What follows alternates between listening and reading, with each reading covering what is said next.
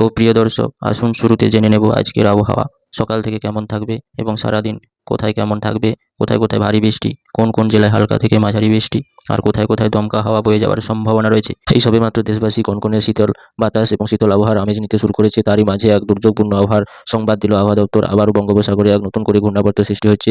আমরা দেখতে পাচ্ছি নতুন করে এক ঘূর্ণাবর্ত অবস্থান করছে দক্ষিণ ভারতের বেঙ্গালুরু এবং মাদুরাই এইসব জেলাগুলোর পার্শ্ববর্তী অঞ্চলে। এই ঘূর্ণাবর্তটি যদি আরও জোরালো আকার ধারণ করে এবং তার প্রভাবে আবারও দুর্যোগপূর্ণ আবহাওয়া সৃষ্টি হতে চলেছে, এবং এটা কতটা শক্তিশালী আকার ধারণ করলে তা আবার পশ্চিমবঙ্গ এবং বাংলাদেশের দিকে যদি অগ্রসর হয়, তার প্রভাবে আরও এক ঝড় বৃষ্টিপূর্ণ এবং প্রবল ভারী বৃষ্টি দুর্যোগপূর্ণ আবহাওয়া সৃষ্টি হতে পারে।